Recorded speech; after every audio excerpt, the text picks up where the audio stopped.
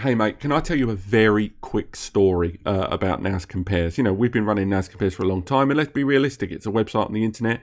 We've got ads on there. I think, unfortunately, everyone has to do that these days. Quick story from a few years ago, and I'm going to, again, try my best to keep this as PG as possible there. I was visiting a client, and at one point I mentioned that the drives and the setup they were going for, I had a guide. So they were in their office, and they were there in the corner of the room there while I was doing the installation, and they were saying to me, oh, I found your guide online.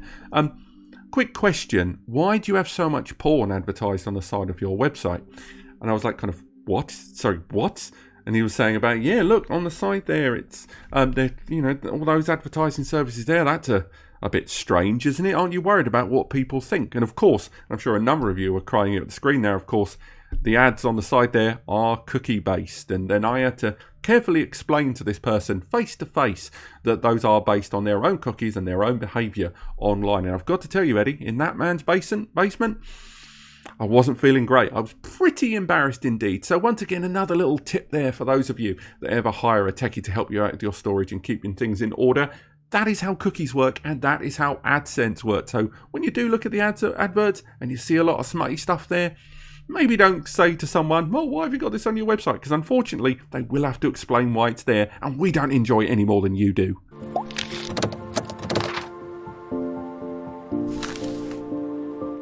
Hello and welcome back, and that is right, it is me, and once again Eddie the Web Guy, and today we are talking once again about the safety of NAS brands. And today, after talking about a bunch of other NAS brands, we want to talk about Terramaster. Terramaster, arguably one of the more affordable value series NAS drives available on the market today, a brand that we have talked about for quite a number of years. They're one of the earliest brands that we ever talked about on NAS Compares as well. And of course, a number of you have been considering buying a Terramaster NAS because you've seen it either on sale or you've looked at what you need, you want to move away from the cloud, and you've looked at Terramaster and gone, actually that's pretty affordable, that's pretty cheap, we'll probably get two of those.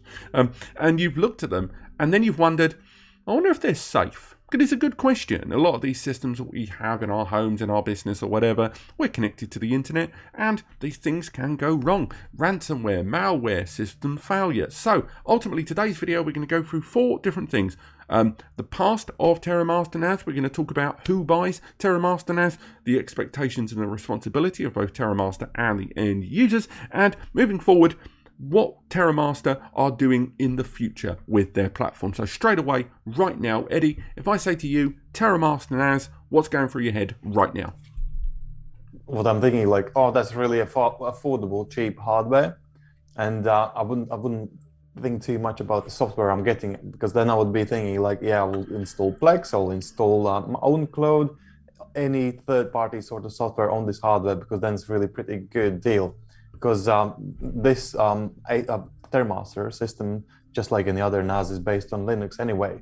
So if you trust Linux and you know how to configure things, you can make this thing safe as well. And you have a pretty good price for the hardware you get if you want to compare with other brands out there. So that's what will be going through my head, the value for money, really. I think that's kind of a consistent thread, that word value that's thrown around. Again, in the early days of this channel, I made a couple of videos on differentiating the difference between cheap and value, or budget, value and cheap.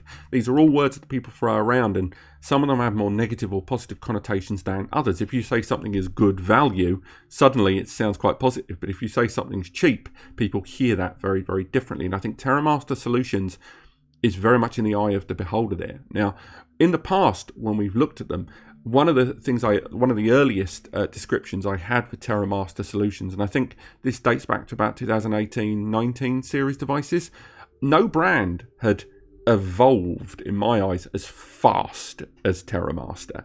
Now, they're by no means as software capable as Synology and QNAP right now. I think, as you mentioned, a lot of that money, for every £100 you're spending on a Terramaster product, I'd say, you know, if you remove the profit margin from the equation for a moment, I'd say 70 to 80% of that money has gone on the hardware, not the software development there. And as you say, if you're going to be using third-party utilities and pointing at the NAS, then you're going to be totally cool with that. But when it comes to looking at their solutions in the past and that evolution, in spite of that lesser impact on the software side of things, again, they released they were one of the first brands out there to release a 2-bay 10 GBE solution. They were one of the first brands out there to produce a 5-bay 10G solution that was at the same price point as everyone at 1 GBE. They released a dual RAID DAS system. They released a lot of very unique things. And although QNAP arguably are the innovators in terms of hardware in the NAS industry, Terramaster have still carved out quite a little niche for themselves there in the past. Now, obviously, we have to mirror that against some things that have happened at the earlier stages of this year. There was a ransomware attack, which we've covered here on the channel, we've talked about before, and that was down to weaknesses in that software. From what we can see, they're not just holes that were punched in the port forwarding of the router, which is something we've talked about before with other NAS brands, but it seemed like there was a command line workaround, a vulnerability built into that Linux built TOS system there, which I understand has been patched now, and we've looked at the beta there, and people once again have been told over and over and again you should have backups anyway, but still nonetheless, that I think shook a lot of people's faith in the Terramaster solution, because even if you are only buying it for the hardware and you can use your own software, that software still has to live on top of TOS. And I think a lot of people that have come to this video to query the safety of a Terramaster NAS, a lot of that is stemmed from that ransomware attack there. I mean, for you personally, how safe do you feel about the Terramaster product? I would definitely not connect it directly to a router or some decent firewall sort of system. I would definitely want to keep it closed. So I would either have it on a dedicated network or on a firewall or some sort of protection I would do before I connect it to the internet. And I would need to also manually check the ports, what this AC Store software is actually allowing router, what sort of holes it's punching on the router and stuff like that. So I would need to do some sort of research before I connect it to the internet. But as long as it's not connected to the internet, it's pretty much safe, because the weakest point usually is your router. If you let someone in your home, then there's just that little you can do about your NAS security and everything else. So as long as no one can come through your door, any NAS will be safe. An analogy I've used on the channel several times before when it comes to remote access, and I haven't patented this or nothing, but I'll be honest with you, I've mentioned it a bunch of times and I keep seeing people quoting it online. Imagine the security on your NAS as the lock on your bathroom door, and you live in a flat. So you've got the bathroom lock, then you've got the door to your flat, there's a door lock, and then you've got the communal area and the door to the outside of that flat that's in a big block. You've got 3 sets of locks there, and it's a question of how secure that lock is and if that lock affects all the other ones behind it. And a lot of people are utilizing the NAS and not understanding that the changes they make on the NAS and some of the options to open up things on UPnP and such are affecting those other locks. And I think that's one of the biggest problems, because that leads us on to our second big point of this video: who buys Terramaster? Because we've used, again, those words cheap, value, budget and stuff like that. But I think the big problem here is who's buying it and their expectations of the device, which we'll touch on in a moment. So if I say to you, describe to me who are the Terramaster NAS buyers, who are they? I think someone who are like small business, they are just starting, some sort of startups. They might go for cheaper solution, thinking like, okay, I'll get this at the start, and when we grow, I will get something more sophisticated, something with more functions, more security. But while I'm starting, I got so little to lose. And same as for home users, they are thinking probably all I'm going to put there is like some movies and things like I wouldn't cry about if I lose them. So anything sensitive data I will put in the cloud maybe, or on my USB hard drive or something like that. But something what just needs running and some internet access or local access, I'm going to put in it on the cheap device like that. So those sort of people. See, I would agree with most of that, but I would also add to that, I think a lot of users, if they're honest with themselves, they look at the solution online, they look at the TS453D, they look at the Synology DS920 Plus, knocking around for 5 to 550 quid, and they see the Terramaster there at 350 to 400 nicker, and then they go, wow, I'll go for it. And they buy that device, but if they're really honest with themselves, they know in their heart of hearts that they've gone for something a little bit more affordable. They've gone for something that must have an element of compromise. And I think for me, that's the expectation that causes the biggest problem there. Because the other problem with people that are buying that solution and in their head knowing deep down in the hypothalamus that they know they are getting a device that has compromise in at least software capabilities, they then also must at least acknowledge what those weaknesses are, and they don't do that. Because I think the majority of Terramaster NAS buyers are not as tech savvy as some of the other brand buyers out there. And I think these two elements together of what's caused the biggest problem for when it's come to in the event of a ransomware attack. Because Terramaster aren't alone in this. We're not going to call out Terramaster here and say, oh, they've had a ransomware attack, they are the worst people in the world, because that would be not only disingenuous, it would be ridiculous. Because if you look at the last decade of NAS use and indeed third-party cloud use, you can see countless hundreds of different small and big stories where vulnerabilities have been found, exploited, then they're patched, and around the merry-go-round we go again. But when it comes to a Terramaster NAS buyer, I think it's a question of their skill set, not just their budget. And I think a lot of people that buy these solutions take for granted that they're, because of having a system that isn't as fluid or as software featured, they don't understand a lot of the burden of its use is on them, and they're not prepared to acknowledge that, or they acknowledge it yet ignore it, in that wonderful doublethink way of looking at it. And I think this leads us neatly into our third section about expectations and responsibility. So for you, if I ask you about the expectations, when we've spoken to people that have purchased a Terramaster NAS, or they've contacted us in the free advice section and gone, I've got $500 to spend and I want the moon.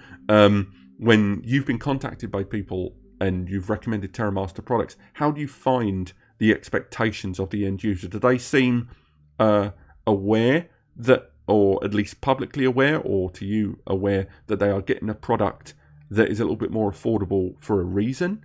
Or do you feel like they're buying this solution thinking it's they're getting the world? Yeah, it's a mixture of both things. Yeah, sometimes people say straight away that all they want is something simple like server, so they don't care. And other people are like thinking like, yeah, I got 300-400 pounds saved, and I need some sort of solution. This is something I could afford, without thinking long term. Because if you think like next 5 years or maybe even 10 years, saving this 100 or 200 pounds or dollars is not really that much of money. It's like £5 or £10 a month extra out of your wallet.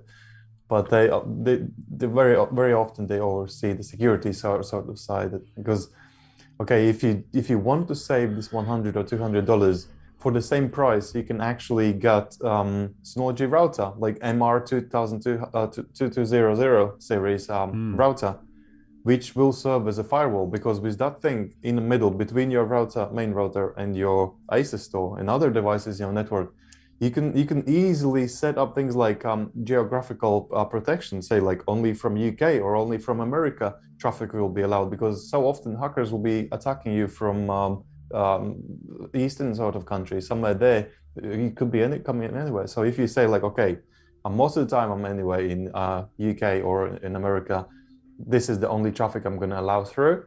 And then other things you can enable, like if there's suspicious things like certain processes are increased or something, or there are DDoS sort of signs of attack, Synology are going to see all these things and they're going to block you out. So it's just going to, if you save some money, just make sure, you invest this money for a router, because not only NAS will be protected, your laptop, your phones, and everything else will be protected in your home. So I agree with pretty much 99% of what you've said, with the exception of one bit, which is where that saving is. Because as you say, if someone looks at a solution, a Terramaster solution for $350 when it would have cost $500 to $550 by going for a Synology or QNAP solution, that money, as you say, reinvestment, put it into something of security in the middle. What I would say is that $150 to $200 that's being saved in the middle there, I would put that on another tier of your backup strategy. I would say spend that money on a Backblaze subscription, spend that money on a USB drive, spend that money on some dumb J-series or some real low-end network backup system there. Basically, take that money and put it into your backup routine anyway. Because if you've all, it's like the equivalent of spending £1,000 on a boat or £500 on a boat that, you know, might sink. Take the extra money and buy some life jackets, buy something like that. Don't just take the money and then just go, now I get it. Some people are buying these solutions because they are at the very limits of their budget to start with. But again, going back to a point I've said many, many times in the past, it's not about how much your data is worth. It's about how much your data is worth to lose. And if you lose your data, if it's your business that's wrapped around it, we have heard some horror stories of the recent Acer Store ransomware. I spoke to a chap yesterday who runs a branding agency. He's lost a year and a half of projects. He has 7 projects that needed to be completed by the end of March. He's got a month to start from scratch, and all those assets are gone. This is money that's already been invested in his business, and it looks like he's going to have to close doors off the back of this just because he didn't have the backup routine there. And when the ransom came out and he was told you got to pay 0.03 Bitcoin, and it came to something like £1,300 to £1,500, he didn't have that capital available to pay that. And it was never about how much it was worth. It was about how much it was worth to lose. And I think a lot of people could stand to learn that. So again, if you are on the very edge of your budget there, this may not be right for you to buy this solution with no tiers in place. Because I think people just don't take that seriously about how much their data is to lose. But while we're talking about expectations, let's move to the second half of that question, responsibility. What do you think Terramaster's responsibility is to the end user?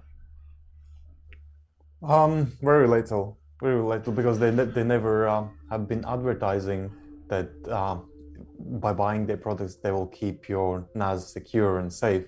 I think their message is more like you can do all of those things for so much cheaper.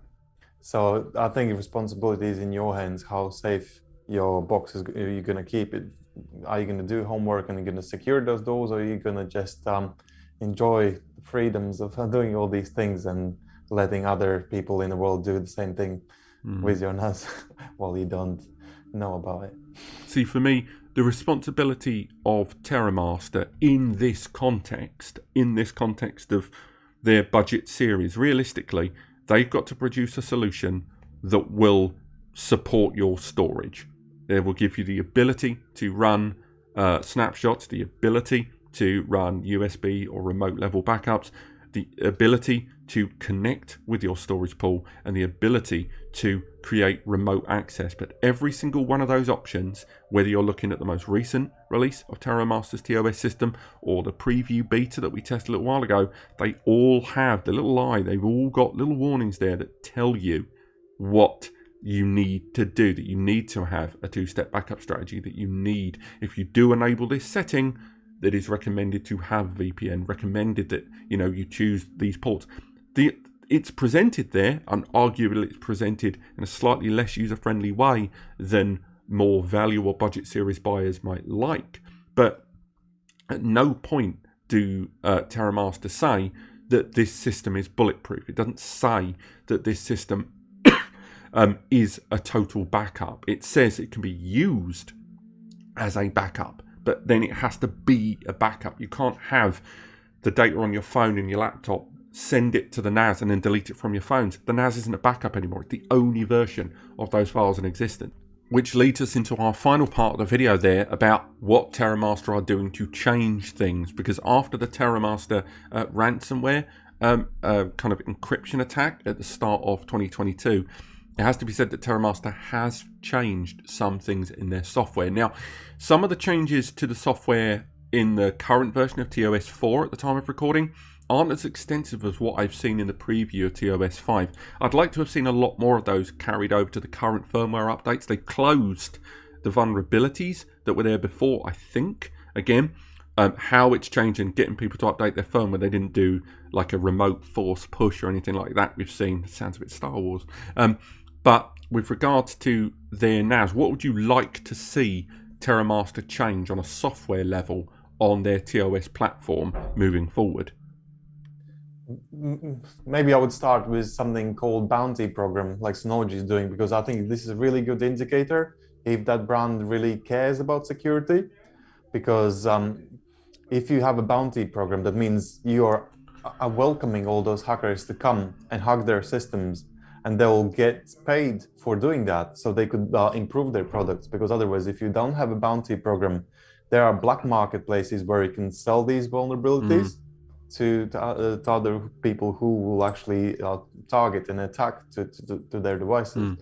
But you don't have that in place. But regarding software on the other side, they have done a few things already. They added this auto block thing, which is helping. But I think all brands should do this by default. In fact, this auto block. If someone is trying to guess the password 5 or 10 times and they fail, that NAS should be blocked. There shouldn't be even a tick box about that. Because once it's blocked, you could do a soft reset manually, because no hackers can do soft reset. If you genuinely forgot your password, then you can do PIN thing and reset your password. But I think this is something what's supposed to be by default. Another thing what should be by default is also process monitoring system, where you can see that, oh, these processes are like consuming 90% or 100% of CPU. Alert user, or just kill it, or do something about it. It should be a good indicator that something bad is happening if the CPU is freaking out. So there are a few mechanical things that you can actually on software side already detect and prevent from bad things happening. I mean, again, going back to your earlier point there about the bounty program. Again, it's not to like try to back them up too much here, because we want to be as independent as possible. I think we have to also be realistic that the bounty program would need subsidy. It would need a decent number in terms of paying the end user how much they make for a vulnerability. And the problem is, when we're looking at a product at this price point, the margins must be razor. And therefore, even if there was a bounty program, I might argue that the return on the rewards to someone that finds a vulnerability are probably not going to be that big. And I think the company, even if they had a bounty program, yes, it would be a great PR thing, but I don't think they could back up those payments. Because remember, in a bounty program, people actually have to submit what they've done. So they submit the issue. So at that point, the hacker's kind of showing their cards, either fully or to a degree. And at that point, they're probably thinking, I want to know what kind of bunts I'm going to get back from this. And I just think Terramaster would not be able to handsomely reward these individuals. I would say that, again, I do recommend you check out my preview of TOS 5, people that are watching this, because some of the features implemented into that should have been in the current version of TOS. Firstly, the ability to disable the admin account. The fact that that isn't or wasn't available, I don't know if it has been patched in now at the latest firmware update. It's definitely in the preview of TOS 5, so clearly they acknowledge it was a feature that should have been there. But the ability to turn off the admin account, it should have been a no-brainer. You know, the ability that you create this thing from scratch and there's an admin user and the name genuinely is hard-locked to admin, you should be able to turn that off. You should be able to set the device up, create a secondary superior user account, kill the admin account, because there's too many default associations with an admin account. So that needs to be applied as soon as possible, if not already. Second thing, in the preview, there was a lovely thing in the network settings, a one touch button that killed all external connections. It was just a tick box that allowed you to just kill all remote access. I don't have to dick around with services. I don't have to go untick SMB, untick SSH, untick. Just one box. And I loved that when I looked at the preview, because I'd not seen anything like that from other brands. And it's only visible right now in the preview. I couldn't find it in the firmware pre-December from Terramaster there, and I think that's something they could definitely stand to include there, looking at my notes there. And another thing, the preview showed that they're using a better encrypted browser socket utilization. So again, it's a little snappier, but it's also using a better degree of encryption from what I understand. Again, I bow to your knowledge on this sort of stuff, Ed. But again, these are nice things that we're seeing coming in the future of the preview of TOS, and I don't want them to roll out the TOS half-baked. I don't want them to release an unfinished software patch that upgrades it to the latest version. It's still got Cheshire Cheese holes in it, but at least it shows, at least from what I've seen, that the brand is doing a little bit more on their software that they did before. And I think as long as they continue down that route, things might, the software might be something to write home about. At the moment, it's very functional. I've compared it to WD in the past. It does a handful of things. It doesn't do a lot of the more AI-related services. They don't have their own surveillance software on there. A lot of that is where the savings are when we look at it, but that's kind of where I want to see Terramaster moving. I think they could stand to maybe take the foot off the gas on the hardware, certainly. When we look at that 9-bay they unveiled recently, the T9, that was a strange looking device. It's quite cool and it's quite unique, but they didn't need to do that. They should stick with the 2, the 4, the 5 and the 8-bay devices and just now move that R&D towards the software and tighten that up.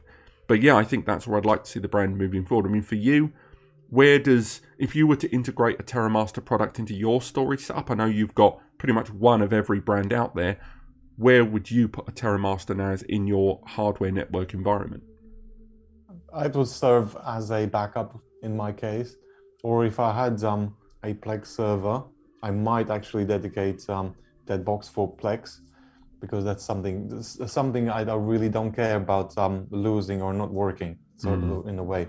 So it could be sitting in the basement, backing up my Synology, or being connected to my TV, so I could stream movies.